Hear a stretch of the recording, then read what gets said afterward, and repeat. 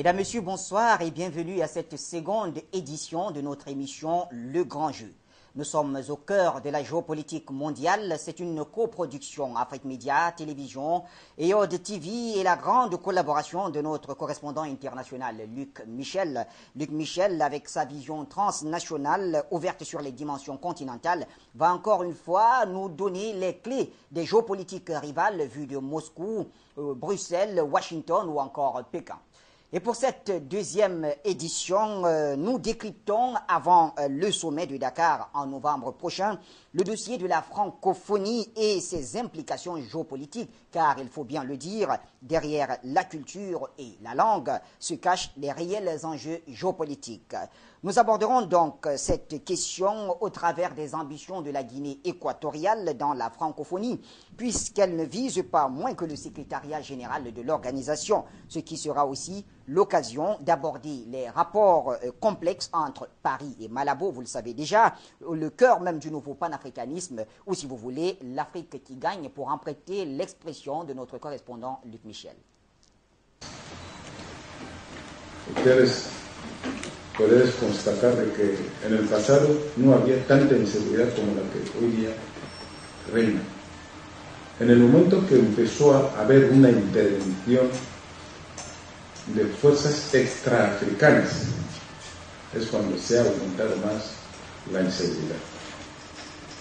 Yo pienso que los problemas de inseguridad en África lo debemos analizar nosotros mismos y encontrar una solución.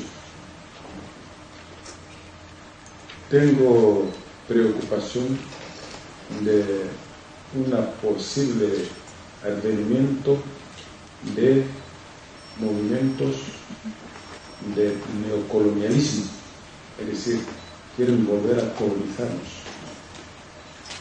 Ese es el peligro que nosotros, al parecer, somos miopes y no vemos. Porque los que vienen para salvarnos, para resolver las diferentes crisis que aparecen en África, no vienen con esa intención de resolver los problemas africanos, sino... Voilà, c'était donc le président Obiangema Mbazogo de la Guinée équatoriale. Vous l'aurez compris, nous allons nous appuyer sur la Guinée équatoriale puisqu'elle se présente comme candidate à la succession d'Abdou Diouf au poste de secrétaire général, au secrétaire de l'Organisation internationale de la francophonie. Mais avant de commencer nos analyses, voici pour vous, téléspectateurs, une infographie qui donne les grandes données de la francophonie et des francophones dans le monde. Géographe français, Onésime Reclus invente le terme francophonie en 1880 pour désigner les personnes et instances utilisant le français dans le monde. Le nombre de francophones atteint aujourd'hui 220 millions, ce qui fait du français la deuxième langue de l'Union européenne et la 9e mondiale. Plus de la moitié des locuteurs vit en Afrique, selon l'OIF, l'Organisation internationale de la francophonie. L'Algérie comptabilise la seconde communauté francophone au monde, avec plus de 11 millions de personnes sachant lire et écrire le français. En Afrique du Nord, par rapport à la population totale du pays, les Tunisiens distancent les Marocains. En revanche, c'est au Maroc que les locuteurs sont les plus nombreux. En Afrique subsaharienne, les 3 pays qui regroupent le plus grand nombre de personnes parlant le français sont la République démocratique du Congo, la Côte d'Ivoire et le Cameroun. Dans les pays de l'océan Indien, Madagascar comptabilise le plus grand nombre de francophones, mais c'est aux Seychelles et à l'île Maurice que la langue française reste la plus présente. Au Moyen-Orient, le Liban devance l'Égypte. En Europe centrale et orientale, la Roumanie puis la Pologne et la Moldavie comportent le plus grand nombre de francophones. En Amérique du Nord, le Québec en recense 7 millions, soit 93% de sa population. Dans la Caraïbe, Haïti demeure le premier pays francophone. L'Asie, avec des chiffres très faibles, reste stable. Le français est avec l'anglais l'une des 2 seules langues parlées et apprises sur tous les continents. Aujourd'hui, 116 millions de personnes apprennent le français dans le monde avec 900 000 professeurs. Selon les projections de l'OIF, en 2050, près de 85% des 715 millions de francophones vivront en Afrique. En Europe, il n'y aura alors plus que 12% des francophones de la planète. Voilà, après donc ce bref résumé qui nous situe dans ce contexte, la francophonie, retrouvons Luc Michel. Luc Michel, essayons avec vous de cadrer notre thème. La francophonie, c'est quoi et quels sont ses enjeux?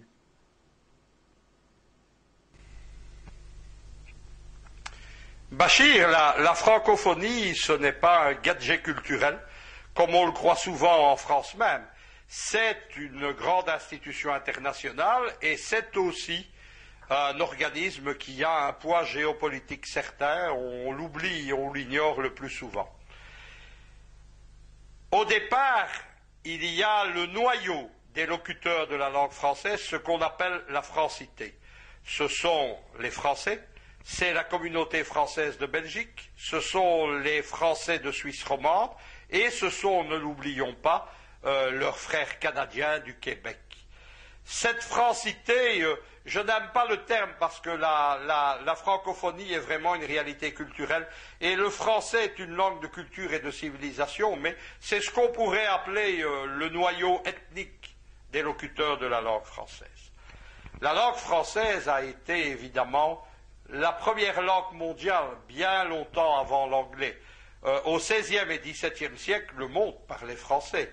Encore sous le règne de Napoléon Ier, le français était encore la langue de l'administration et de la cour, par exemple, de Saint-Pétersbourg. Le français est resté la langue des diplomaties et des gens cultivés jusqu'à une période très récente, jusqu'en fait le début des années 90.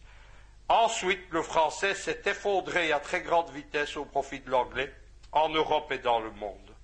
Le grand coupable, c'est le président français Chirac, qui, au début de son premier mandat, a supprimé les crédits aux écoles françaises dans le monde. Certaines ont survécu, prises en charge par leur gouvernement. C'est le cas de la Roumanie, par exemple, qui est membre de la francophonie, et dont le président Ceausescu a été l'un des initiateurs. On a préféré l'oublier puisqu'on l'a diabolisé. Moi, je tiens à le rappeler, comme je tiens à rendre aux grands hommes leur dû. Eh bien, donc Chirac ayant supprimé les écoles françaises, le français s'est effondré rapidement. En parallèle à ça, il y a eu l'invasion culturelle, l'invasion de la globalisation culturelle et financière américaine. Je vais vous donner un exemple que je connais très bien. J'ai commencé à voyager dans toute l'Europe de l'Est à partir des années 80. Au cours de mes 15 premières années, je voyageais partout avec le français. J'allais en Hongrie, j'allais dans les Balkans, j'allais en Yougoslavie, j'allais en Russie, qui était encore l'Union soviétique. Et puis tout ça a disparu. En 2005, à Odessa par exemple, les formulaires de transit à l'immigration étaient encore en russe et en français, héritage de l'époque soviétique. Aujourd'hui, tout ça n'existe plus. Le français devient en Europe une curiosité. À part dans quelques pays, la Serbie, où malgré le poids que la France de Chirac et Mitterrand a pris dans la destruction de la seconde et de la troisième Yougoslavie, celle de Milosevic, on garde une francophonie importante. En Roumanie, en Moldavie, et c'est à peu près tout. Voilà la situation. Mais derrière ça, il y a le bloc de la francophonie. La francophonie, c'est quoi? C'est les gens qui soit ont le français comme langue principale, quasiment comme langue maternelle, c'est le cas de la plupart des anciennes colonies françaises d'Afrique, ou qui ont choisi comme langue d'administration, comme langue d'affaires, comme langue véhiculaire le français. C'est encore le cas d'une grande partie de l'Afrique, comme le russe par exemple, et dans la plupart des anciens pays ex-soviétiques, encore la langue des affaires, des voyageurs, de la culture. Luc Michel, à ce jour, à combien estime-t-on le nombre de francophones? Combien y a-t-il de francophones? On estime les locuteurs certains de cette langue française à 200 millions, mais on peut les estimer à des chiffres extrêmement plus importants.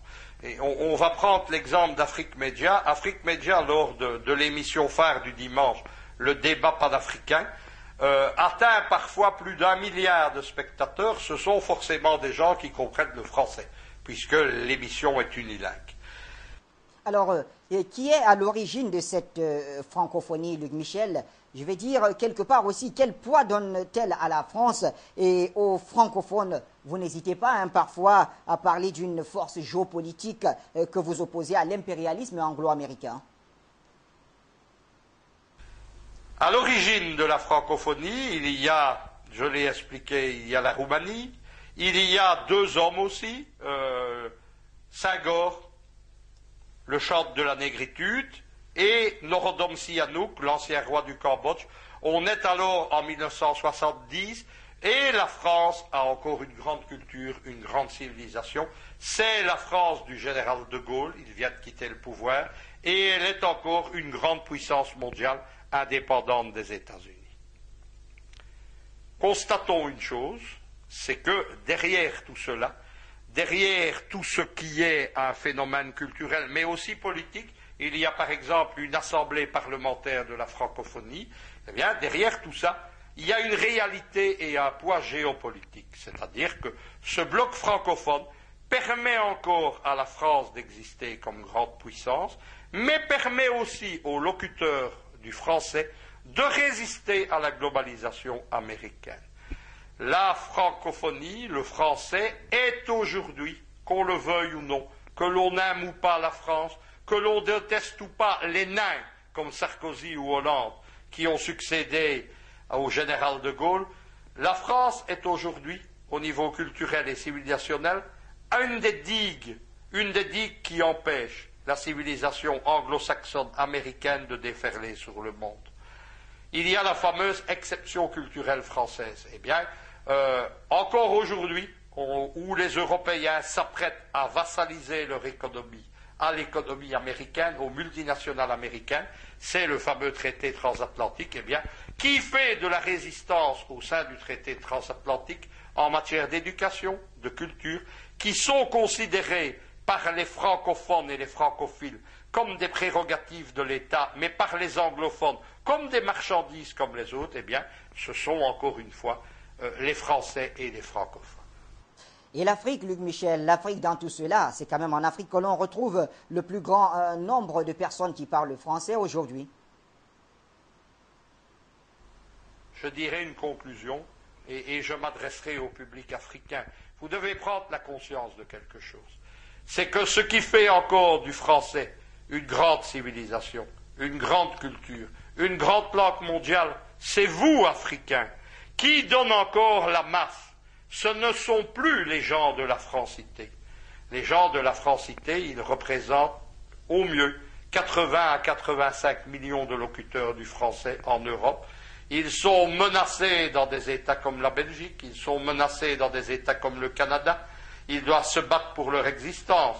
Qu'est-ce qui permet à la francophonie d'avoir ce poids géopolitique? C'est les centaines de millions d'Africains. Ne l'oublions pas, parce que cette réalité, elle vous donne un poids face à une France qui vous méprise.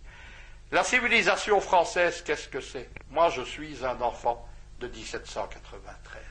Je suis un enfant de la Première République française. Je suis un enfant du jacobinisme. Je suis un héritier de Robespierre. Et j'ai pu constater, en discutant avec de nombreux intellectuels panafricanistes, qu'eux aussi partageaient le même héritage. Eh bien, parlons franchement, la France, la langue française, la francophonie vaut mieux que ce qu'est devenu la France des Sarkozy et des Hollande. Cette culture, cette civilisation, cette langue, elle n'appartient plus uniquement à Paris depuis longtemps. Elle nous appartient, à nous tous, nous, les francophones du monde. Voilà, nos francophones du monde. Après donc cette première analyse, nous regardons ensemble un premier élément sur l'histoire de la francophonie, extrait de la francophonie d'un siècle à l'autre, un documentaire réalisé par nos confrères de TV Culture, une chaîne spécialisée dans la thématique de la francophonie.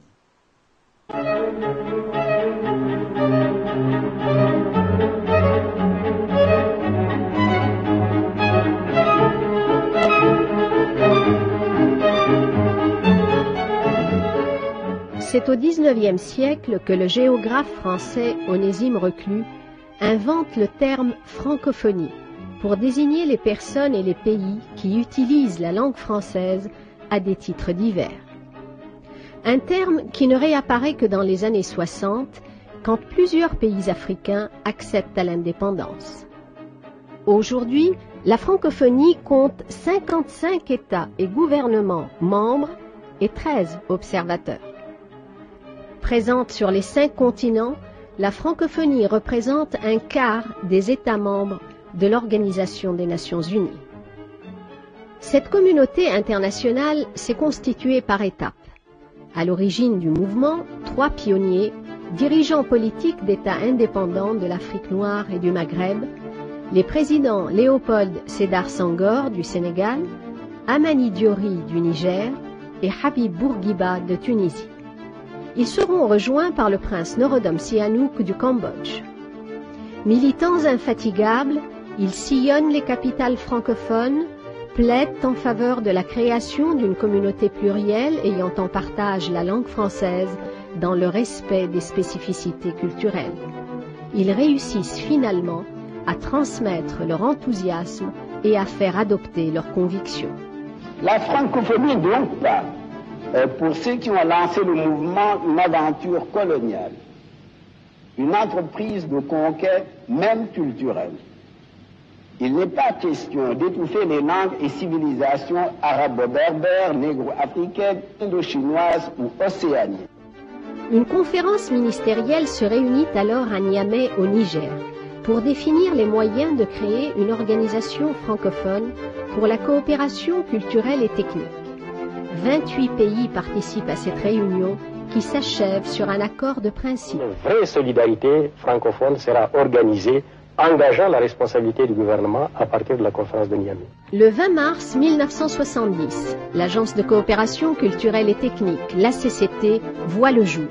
Elle regroupe 21 États et gouvernements, à sa tête le premier secrétaire général, le Québécois Jean-Marc Léger. Pour opposer aux puissances obscures les puissances d'immortalité, chaque homme se fonde sur une culture et c'est la sienne, mais pas sur elle seule.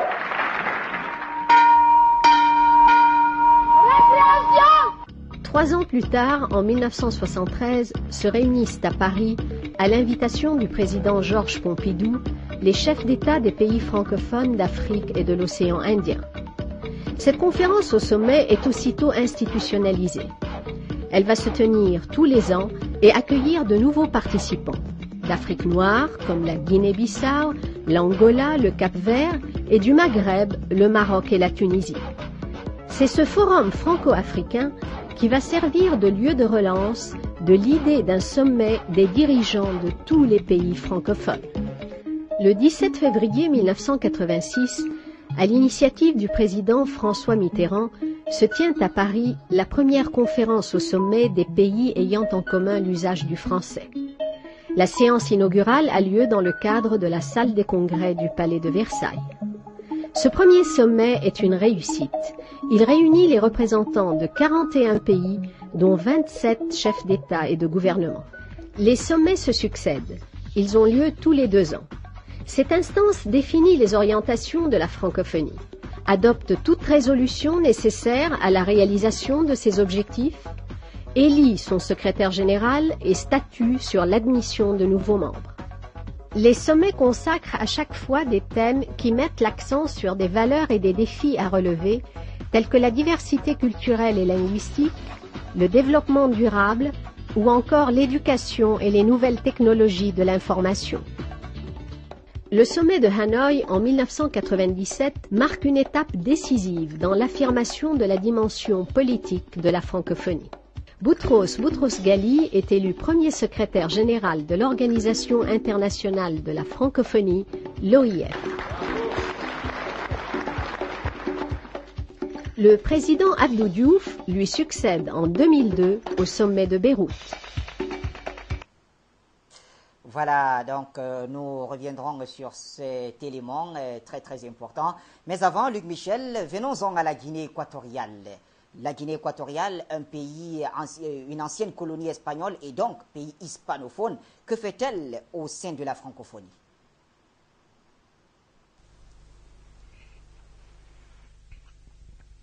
Bachir, je parle souvent du fait que le président de Guinée équatoriale, Obiang Nema Bassogo, a une vision du développement de l'avenir de son pays. Et avec le cas de la francophonie, on est dans ce phénomène, avec un chef d'État qui voit loin, qui pense loin. En 1985, la Guinée équatoriale a été le premier pays non ex-colonie française à adhérer à la zone du franc CFA, c'était la condition pour son intégration dans l'unité régionale francophone qui est la CEMAC. C'était la clé de son intégration. C'est donc logiquement, par raison, qu'en 1998, le français a été adopté à l'initiative du président comme deuxième langue nationale et que la Guinée équatoriale a rejoint la francophonie. Il s'agissait évidemment pour le pays non seulement de s'intégrer dans un ensemble régional, mais de donner un débouché politico-culturel à la Guinée équatoriale, puisque seule ancienne colonie espagnole du continent, elle était le seul État africain à avoir l'espagnol comme langue officielle, ce qui l'isolait considérablement. La vision qu'ont les gens de Malabo de la francophonie n'est d'ailleurs pas une vision restrictive et n'entre absolument pas dans le cadre d'une compétition entre le français et l'espagnol, mais au contraire d'une complémentarité. Le pays se considère comme un pays latin et je vais vous avouer franchement, lors de ma première visite en Guinée équatoriale, dans certains endroits, je pensais me trouver à Cuba. Les gens ont la même joie, la même exubérance latine précisément, et à la fois la même rationalité qu'on ne trouve pas toujours sur le continent africain. Donc on est ici avec une population qui se sent latine et qui voit dans la défense des langues latines en Afrique et en Europe un front commun. D'autres choses ont été faites parce que la Guinée équatoriale entend donner une dimension sérieuse à ce qu'elle fait. Il y a eu par exemple en 2013 l'ouverture d'une maison de la francophonie à Bata, la capitale économique. C'est la première maison de la francophonie d'Afrique centrale. Elle a été baptisée du nom de Senghor, hommage du président Obiang-Néma Basogo au chantre de la négritude et au père de la francophonie, ce que les Français oublient le plus souvent. Et évidemment, l'un des buts de cette maison de la francophonie, c'est qu'il soit y intégré l'école française de Bata, très renommée et qui a été créée par les entreprises françaises de la région. Luc Michel, la vision du président équato-guinéen ne se limite pourtant pas à la seule francophonie, c'est ça? La vision du président Obiang-Néma Basogo ne se limite pas à ça. C'est-à-dire que parallèlement à ça, il vise à intégrer la Guinée équatoriale dans le plus possible d'ensembles transnationaux, c'est-à-dire à lui donner des débouchés, une dimension politico-culturelle et géopolitique par conséquence beaucoup plus grande. En juillet 2014, c'est passé inaperçu. Une troisième langue nationale a été adoptée, c'est le portugais, et la Guinée équatoriale est devenue membre de la communauté des peuples de langue portugaise, qui regroupe 8 pays, dont 5 africains, 6 maintenant avec la Guinée équatoriale, et qui est un grand débouché, évidemment, sur non seulement les pays lusitophones d'Afrique, notamment les très grands Angola et Mozambique, mais aussi sur le géant des BRICS, qu'est le Brésil. On a donc une démarche logique, une démarche continue, et cette démarche s'exerce bien entendu dans le sens de l'émergence 2020, qui est le but, pourrais-je dire, du président Obiang-Néma Basogo dans la dernière partie de sa vie. Il y a donc, Luc Michel, si je vous ai très bien compris, une grande ambition nationale dans l'adhésion de la Guinée équatoriale à la francophonie. Cette ambition s'exprime, pourra-t-on dire, aujourd'hui dans cette candidature de la Guinée au poste de secrétaire de l'Organisation internationale de la francophonie. Bachir, la volonté de la Guinée équatoriale de prendre toute sa place et une grande place au sein de la francophonie et d'y développer son influence, elle apparaît aujourd'hui avec la candidature équato-guinéenne au poste de secrétaire général de l'Organisation internationale de la francophonie. L'OIF, c'est 60 membres, 20 observateurs, c'est quelque chose de très important comme nous l'avons expliqué. pas seulement sur le plan linguistique ou culturel, mais aussi politique et même géopolitique. L'actuel président Abdou Diouf, qui est sénégalais, exerce le secrétariat général depuis 2003. Il ne veut pas se représenter à un 4e mandat et donc une compétition est ouverte. La Guinée équatoriale y a pris place, à la surprise de certains, mais ce n'en est pas une pour moi. Le candidat qui est choisi, il s'appelle Agustin Zefoumou, il a un parcours brillant. Il a été secrétaire général à la fin des années 90 du parti au pouvoir, le PDGE, le Parti démocratique de Guinée équatoriale. Il a été ambassadeur en Grande-Bretagne.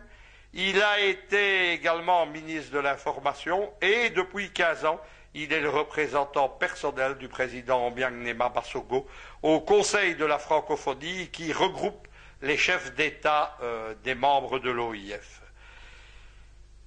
Il a annoncé sa candidature avec un programme précis, celui de faire tourner les programmes en cours de l'organisation de la francophonie, mais de donner à la francophonie maintenant une dimension collective et d'en faire, il faut lire entre les lignes, et d'en faire, c'est clair, un point de résistance du français au sein de la globalisation. Voilà, Luc Michel, mais vous me dites aussi que cette candidature ne plaît visiblement ni à Paris, ni aux autres puissances occidentales. On revoit évidemment, comme pour le prix UNESCO Guinée équatoriale, les mêmes forces occidentales se mettent évidemment à l'œuvre dans l'ombre et dans la lumière contre cette candidature. Et on ressort l'éternelle histoire, les biens mal acquis, la misère, la pauvreté. La Guinée équatoriale est en train de démontrer que les critiques passent, que les critiques peuvent s'exprimer, mais que l'émergence 2020 est en route. Voilà, l'émergence est en route. Avant donc de poursuivre, nous allons prendre la seconde partie de notre élément consacré à cette francophonie. Encore une fois, avec la collaboration de nos confrères de TV Culture, et cet élément qui vous expliquera l'importance et la puissance internationale de l'OIF et partant de l'influence de son secrétariat général, un poste très stratégique. Je suis conscient du fait que par 2 fois, le destin, comme vous dites, m'a offert de perpétuer l'œuvre de Senghor, une fois sur le plan politique national, une autre fois sur un plan international dans une communauté qui a une dimension à la fois linguistique, culturelle, politique et économique. Et je tâcherai d'être à la hauteur et je suis sûr que son exemple et sa pensée m'inspireront constamment dans l'action que je vais mener. Le secrétaire général de la francophonie, Abdou Diouf, vient d'être réélu pour 4 ans au dernier sommet de Bucarest. Le président Abdou Diouf a été réélu à l'unanimité, sans même qu'il y ait une question qui se pose. Je voudrais simplement lui exprimer, au nom de tous nos collègues, toutes mes félicitations, mais surtout notre témoignage d'estime et de reconnaissance. Grâce à la mise en place d'un nouveau dispositif institutionnel qui simplifie et rationalise les structures et les modes de fonctionnement de la francophonie multilatérale, l'OIF et son secrétaire général sont en mesure aujourd'hui d'élaborer une stratégie globale et à long terme. Une conférence ministérielle et un conseil permanent de la francophonie sont chargés de veiller à l'exécution des décisions arrêtées et de préparer le sommet suivant. L'Assemblée parlementaire de la francophonie assure, elle, un rôle consultatif. Pour atteindre les objectifs définis par les sommets, le secrétaire général peut compter sur le concours de 4 opérateurs directs: l'Agence universitaire de la francophonie, TV5, l'Université Senghor d'Alexandrie et l'Association internationale des maires francophones. Les chantiers de la coopération multilatérale francophone se développent dans des domaines de plus en plus diversifiés, comme la formation à distance et l'enseignement du français langue étrangère, la lecture et l'animation pour les populations rurales, le développement économique, en particulier le soutien à l'entrepreneuriat féminin, l'énergie et l'environnement, la production audiovisuelle et la presse des pays du Sud, la consolidation des états de droit et des processus démocratiques, l'utilisation du français dans les organisations internationales ou encore la concertation diplomatique aux Nations Unies. Aujourd'hui, la francophonie, c'est aussi des rendez-vous culturels et sportifs et des fêtes populaires organisées sur les 5 continents, comme la Journée internationale de la francophonie qui célèbre le 20 mars, bien au-delà du monde francophone, l'universalité de la langue française. Comme les festivals de cinéma de Ouagadougou, de Carthage ou de Namur, qui attirent de très larges publics, ainsi que des professionnels du Nord et du Sud. Comme les francophonies en Limousin, qui contribuent à faire découvrir, notamment au public français, le théâtre et les artistes des divers pôles de l'espace francophone. Comme les francopholies, qui sont devenues le rendez-vous annuel incontournable de la chanson d'expression française. Comme les Jeux de la francophonie, organisés tous les 4 ans et qui se sont déjà déroulés au Maroc, en France, à Madagascar, au Canada et au Niger. Ces Jeux associent le sport et la culture et représentent une véritable fête de la jeunesse, avenir de la francophonie.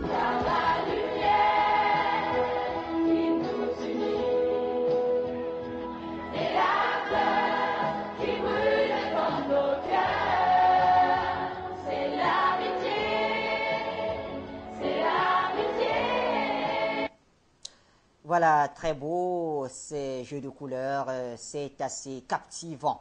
Mais Luc Michel, je reviens à vous puisque vous évoquez Paris. Paris, derrière le dossier de la francophonie, il y a bien sûr les rapports entre la France et la Guinée équatoriale. Pouvez-vous les définir, Luc Michel? Bachir, derrière la question de la francophonie, il y a évidemment un arrière-plan qu'on ne peut pas passer sous silence parce qu'il est capital, ce sont les rapports entre Paris et Malabo. Il y a d'importants échanges économiques, je vais vous les résumer rapidement, mais il y a aussi le fait que Paris est le principal soutien des tentatives de changement de régime contre précisément le président Obiang-Nema Mbasogo. Il y a tout d'abord le soutien à la Corrète. La Corrète, qu'est-ce que c'est? C'est une coupole d'une opposition inexistante en Guinée équatoriale, mais que l'on fait exister à Madrid ou à Paris ou à Washington, Paris étant son principal soutien, et le principal canal d'expression de la Corrète étant le site d'une association d'amitié France-Guinée équatoriale, Curieuse Amitié, qui dépend en fait du Quai d'Orsay, et sur lequel sont menées des attaques constantes contre Malabo, avec à côté de cela évidemment des activités classiques, c'est-à-dire des visites parlementaires, des réceptions, l'ambassade de Paris de Guinée équatoriale ne semblant pas très bien réaliser la véritable nature de cette association. Il y a, deuxième dossier sombre et en arrière-plan, l'affaire dite des biens mal acquis. L'affaire des biens mal acquis, c'est quoi? En 2010, un groupe d'ONG, dont Transparency International, décide de déposer plainte pour l'achat de biens mal acquis au travers d'argent noir. Tout d'abord contre le président Obiang-Nema Mbasogo, et puis quand on s'aperçoit qu'il n'y a aucun bien ni compte bancaire en France, la plainte se transforme en une plainte contre un de ses fils, Théodorin Nguema Obiang Mangue. Des juges d'instruction s'emparent du dossier et avec l'arrogance des magistrats français, ils se comportent comme des proconsuls vis-à-vis de la terre équato-guinéenne. On convoque notamment comme un délinquant le fils du président, mais en oubliant qu'il a statut de vice-président, de chef d'État, et que les usages diplomatiques et judiciaires constants font qu'il y a une immunité de fonction pour les membres principaux d'un gouvernement, dont les présidents, vice-présidents, ministres des Affaires étrangères, ministres de la Défense, etc. Il y a des ventes de bâtiments appartenant à l'État équato-guinéen, non pas pour reverser l'argent d'ailleurs au peuple équato-guinéen, mais la vente allant au trésor français. On est dans un processus de justice coloniale, avec Paris qui s'estime compétente, à Malabo ou à Bata, vis-à-vis en plus d'un État équato-guinéen qui n'est pas une ancienne colonie française. Donc on est dans l'arrogance judiciaire occidentale. Mais Luc Michel, il y a pourtant des échanges entre Paris et Malabo. Est-ce la face visible, la face claire même de leur rapport? Le côté clair, le côté lumineux évidemment de la relation franco-équato-guinéenne, ce sont les affaires. Les échanges, les exportations de France vers la Guinée équatoriale ont augmenté de 150% en 10 ans. Elles étaient en 2011 de 209 millions d'euros. Les importations, qui sont principalement des produits, des hydrocarbures ou des produits gaziers, elles sont passées de 400 millions d'euros en 2011 à plus d'1 milliard d'euros en 2012. On est donc sur des sommes très importantes. Il y a enfin une grande relation culturelle qui s'exerce précisément à travers les services culturels de l'ambassade française et sont liés à l'appartenance de la Guinée équatoriale à la francophonie. La grande ombre derrière tout ça, c'est que Paris n'est pas le principal partenaire, loin de là, puisque les deux principaux partenaires économiques de la Guinée équatoriale, c'est la Chine et les USA. Et ils ont évidemment été choisis, ce n'est pas un hasard, parce que pour opposer les deux, pour ne pas dépendre d'une seule puissance, on connaît la rivalité géopolitique entre Pékin et Washington, et fort légitimement, Malabo joue là-dessus. À côté de ça, Paris joue les seconds couteaux, et peut-être est-ce là aussi l'origine de la rage de Paris contre le gouvernement équato-guinéen et contre un président qui ne représente pas l'Afrique docile, l'Afrique des colonies, l'Afrique de la France-Afrique, mais se veut le père d'un nouveau panafricanisme, et même un jour suprême, un nouveau Kadhafi. Merci Luc Michel pour tous ces éclairages. En seconde partie donc de ce programme, Le Grand Jeu, nous allons retrouver Madame Françoise Etoa, qui est responsable de la communication du candidat équato-guinéen pour le compte de la course au poste de secrétaire général de l'Organisation internationale de la francophonie. Elle est actrice de premier plan dans les réseaux de la francophonie, dans le domaine culturel et éducatif. Madame Etoa Françoise, bonjour. Pourquoi avoir choisi de défendre le candidat de la Guinée équatoriale, Augustin Nzé-Fumo? D'abord parce que le candidat de la Guinée équatoriale est un candidat qui représente une particularité. De toutes les candidatures qui ont été enregistrées aujourd'hui, je dirais ici cette candidature est particulière et même singulière. Pourquoi? Parce que d'abord l'histoire de la Guinée équatoriale, qui est un pays de tradition espagnole. Vous voyez donc que c'est un candidat qui n'est pas naturellement francophone. Ici, en Guinée équatoriale, c'est une francophonie choisie, dans la mesure où le français est la deuxième langue officielle de ce pays. Et c'est une volonté du président de la République et de son gouvernement d'avoir choisi le français comme deuxième langue. Aussi, en Guinée équatoriale, le français est enseigné dans les écoles. Nous avons une grande école française à Malabo, une maison de la francophonie à Bata, dont je dirais que je soutiens le candidat de la Guinée équatoriale parce que ce pays a démontré qu'il voulait s'ancrer durablement dans la francophonie. Françoise Etoa, dites-nous encore un peu plus, quels sont les atouts de votre candidat Augustin Nzé-Fumo? Notre candidat dispose des atouts majeurs. Nous n'allons pas ici prétendre remplacer un grand homme, une icône comme le président Abdou Diouf, qui a œuvré pour la œuvré pour la démocratie et la francophonie dans le monde et pour son rayonnement. Mais notre candidat, si vous ne le savez pas, il a été président du Parti démocratique de la Guinée équatoriale, dont c'est un démocrate convaincu. Aussi, il a une dimension internationale pour avoir représenté le président Obiang dans toutes les instances de la maison OIF. Je dirais aussi, son atout, c'est la diversité culturelle que représente la Guinée équatoriale ici, dont je crois que cet académicien de l'Académie espagnole est un atout pour la francophonie. Il apportera sa diversité et un regard nouveau, cette diversité qui est l'avenir même de la francophonie. Dernière question, Françoise, et toi, comment comptez-vous remporter la victoire finale? Si nous sommes ici, c'est pour faire la promotion de notre candidat qui est peu connu. Nous allons démontrer tout au long de notre campagne qui est bien huilée, mais je ne dévoilerai pas ici notre stratégie. Vous allez le découvrir tout au long de la campagne. Et puis nous faire connaître l'homme, le candidat Nzimfumu, un homme humble et simple. C'est la force tranquille. Je vous remercie. Tranquille, qui mieux que Agustin Nzimfumu pour parler de lui-même en tant que candidat? C'est par cette autre interview, entretien avec Agustin, j'y arrive, Nzimfumu, le sénateur équato-guinéen, candidat au poste de secrétariat général de l'OIF, l'Organisation internationale de la francophonie. Par sa voix, nous allons nous quitter. On vous dit à bientôt sur l'axe Eurasie-Afrique avec la grande collaboration ou le partenariat Afrique Média et Yod TV et toutes les chaînes partenaires. À très bientôt.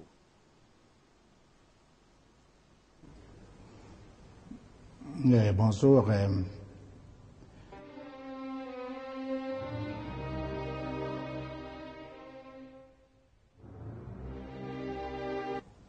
Moi, c'est Agustin Nzimfumu, sénateur, comme vous l'avez dit. Et j'ai fait des études de relations internationales. Dans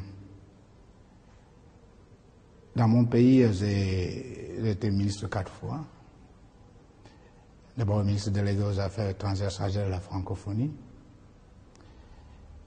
ministre de la culture, du tourisme et de la francophonie, ministre d'État de l'information, de la culture et du tourisme. Il y a eu un intervalle de 1996 à 2003, secrétaire général du parti PDGE, parti au pouvoir, et puis ministre d'État à l'information et du tourisme, et dernièrement ministre de l'information, de la radio et de la presse. Ceci dit, je suis écrivain et je suis fondateur et éditeur du magazin Gaceta de Guinée équatoriale. Là, j'ai une page éditoriale chaque mois. Ceci dit, moi je ne sais pas quoi dire encore et je suis sénateur actuellement pour le parti et porte-parole du groupe PDG au Sénat. Et actuellement, bon, je suis ici devant vous comme candidat de la Guinée équatoriale au poste de secrétaire général de la francophonie. Voilà ce que je puisse dire pour le moment.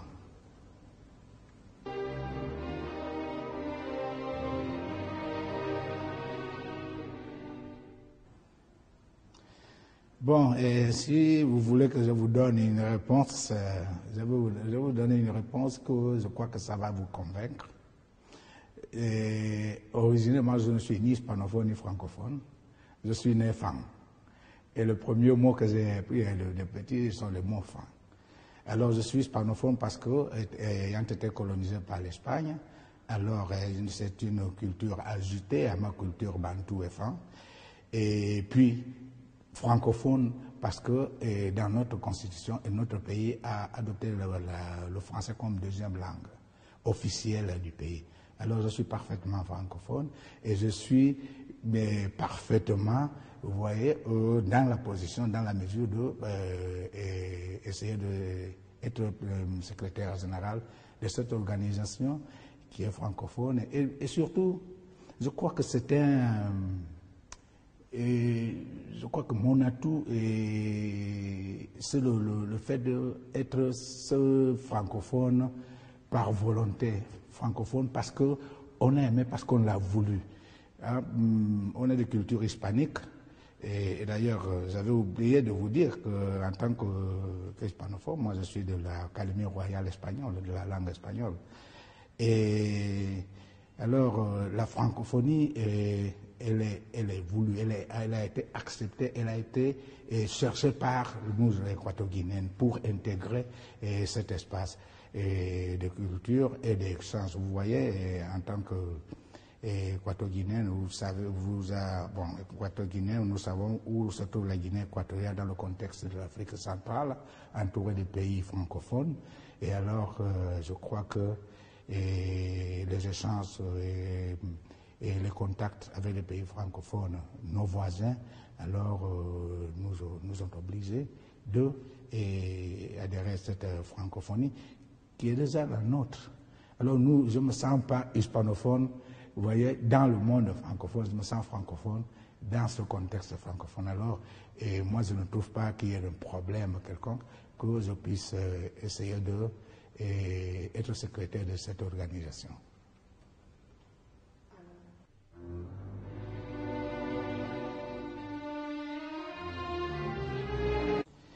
Je apporte tout d'abord et tout principalement la diversité. Justement, vous venez de le souligner. Et si vous m'avez posé cette question, c'est parce que ça vous paraît, je ne sais pas, ça vous paraissait bizarre. Et que, bon, étant en Guinée équatoriale, vous entendez l'espagnol partout. Et comment se fait-il que la Guinée équatoriale puisse essayer d'être secrétaire général d'une organisation francophone? Alors, cette diversité, parce que la francophonie, un des principes de la francophonie, c'est la diversité. Et la francophonie est diverse. Vous voyez, parce que la francophonie est en Europe, en Afrique, et vous allez au océan Indien, le Caraïbe, c'est le français. Alors, cette diversité, alors il faut la renforcer. Il faut la renforcer et puis je crois que donner un peu plus de vigueur à cette diversité. Et je crois que c'est ce que moi j'apporte d'abord. Hein. Et puis, peut-être une autre façon de faire. Et moi, je l'ai répété dans d'autres interviews, et je ne saurais pas dire aujourd'hui que moi je veux apporter quelque chose de nouveau parce que ce serait prétendre que M. Abdou Diouf n'a rien fait. Alors j'ai beaucoup d'estime et beaucoup de respect pour ce monsieur parce qu'il a prouvé qu'il est un homme intègre, une autorité dans le monde culturel et politique africain. Je ne peux pas prétendre qu'il n'a rien fait. Et je crois que mon rôle et le devoir serait de prendre, vous voyez, ce jalon qu'il a déjà placé dans la francophonie, alors essayer de continuer, améliorer et aller de l'avant. Vous voyez un peu. Et c'est dans cet esprit que vous avez, parce que souvent quand on va dans des élections, les gens prétendent dire bon, je veux faire mieux parce que l'autre n'a pas fait. Et alors on tient ce discours et de discréditer, la personne qui a été. Et là, c'est pas mon style. Je sais que M. Abdou Diouf et personne ne mettrait jamais ça en doute. C'est que M. Abdou Diouf a travaillé et il a laissé. Vraiment, je crois que nous allons très haut. Et alors, mon rôle et ma vocation, c'est de prendre après ce qu'il a fait pour continuer, pour renforcer peut-être certains aspects, l'éducation et l'intégration un peu plus présente de la femme dans ce monde francophone, dans l'instance de la francophonie, et qu'elle puisse marquer de son empreinte la femme, la francophonie, et pour qu'elle aille là-bas, insister sur la culture, et insister sur l'intégration. Et là, je crois que, étant le symbole de cette diversité, alors je travaillerai pour qu'il y ait beaucoup plus d'intégration. Et surtout de renforcer aussi le rôle du français et la présence et le rôle du français dans les instances internationales. Parce que, il faut l'avouer, le français, nous le savons, ceux qui ont étudié et fait la diplomatie, et savent que le français est la langue de privilège de la diplomatie. Mais il s'avère aujourd'hui que dans certains milieux internationaux, alors le français prend un peu de recul. Alors il faudrait peut-être insister et appuyer pour que la présence du français soit beaucoup plus active dans les instances internationales. Et voilà ce que moi j'essaierai d'apporter de nouveau et faire une francophonie beaucoup plus forte, beaucoup plus diverse, et que cette diversité ne soit pas synonyme d'exclusion, mais d'intégration, d'enrichissement, d'ajouter un plus à ce monde qui nous appartient à tous.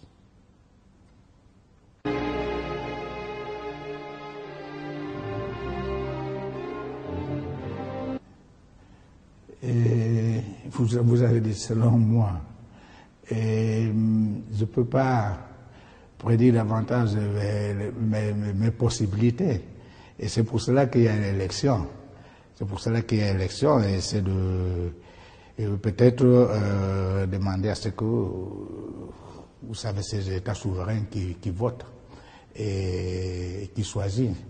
Alors qu'ils voient en la Guinée équatoriale, ma personne, ils voient pour ce symbole de renouveau, ce symbole de diversité, mais une diversité qui tente à enrichir, à aller de l'avant et apporter un souffle nouveau à la francophonie. Alors je ne parlerai pas de méchances, les méchances sont dans les mains des États qui vont voter, vous voyez. Et alors, je serais content qu'ils choisissent ma candidature et qu'ils me donnent cette opportunité de prouver que je peux faire quelque chose de positif et pour cette organisation qui nous est chère à tous. Merci, monsieur le ministre, et bonne chance pour ici. Ok, merci.